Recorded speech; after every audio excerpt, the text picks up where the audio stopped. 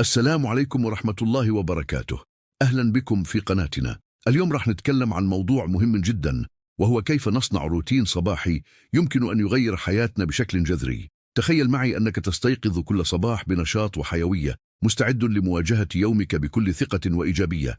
هذا ليس حلما مستحيلا، بل هو واقع يمكنك تحقيقه من خلال روتين صباحي فعال. طيب، ليه الروتين الصباحي مهم أصلا؟ الإجابة بسيطة. الساعات الأولى من يومك تحدد مزاجك وإنتاجيتك طوال اليوم. العلم أثبت أن الناس اللي عندهم روتين صباحي ثابت هم أكثر نجاحا وسعادة في حياتهم. خلونا نبدأ بالخطوة الأولى والأهم: وقت النوم. مستحيل تبني روتين صباحي ناجح بدون نوم كافي وصحي. لازم تحدد وقت ثابت للنوم والاستيقاظ. يعني مثلا إذا قررت تصحى الساعة 6 صباحا، لازم تنام الساعة 10 مساء على الأكثر. الخطوة الثانية: لا تمسك جوالك أول ما تصحى. نعم، سمعتني صح. أول 30 دقيقة من يومك يجب أن تكون خالية من السوشيال ميديا والإيميلات. بدل كده ابدأ يومك بشرب كوب ماء دافئ، هذا يساعد على تنشيط جسمك وتحفيز عملية الأيض. بعدها خصص 10 دقائق للتأمل أو الدعاء. هذه اللحظات الهادئة تساعدك على التركيز وتهدئة عقلك قبل بداية اليوم. وإذا ما كنت معتادا على التأمل، ممكن تبدأ بمجرد التنفس العميق وتأمل بسيط. الحركة مهمة جدا في الصباح.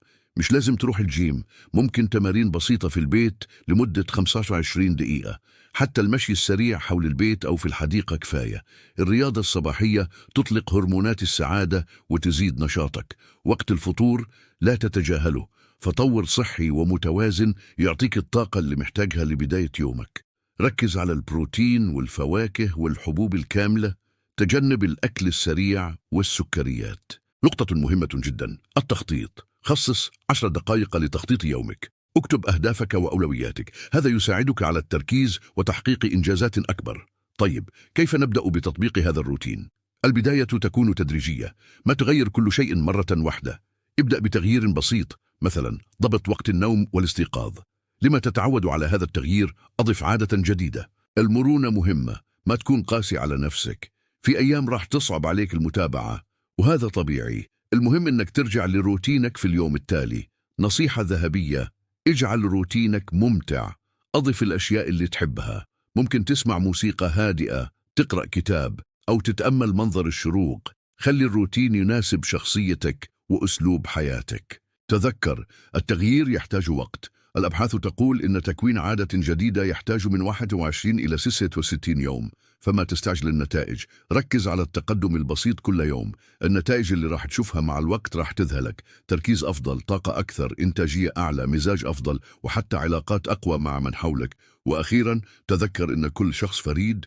اللي يناسبني ما بالضرورة يناسبك. جرب، عدل، واكتشف الروتين المثالي لك. شكرا جزيلا لمتابعتكم. إذا استفدتم من الفيديو، لا تنسوا الإعجاب والاشتراك في القناة، وشاركونا في التعليقات روتينكم الصباحي وكيف تخططون لتحسينه. نلتقي في الفيديو القادم. دمتم بخير.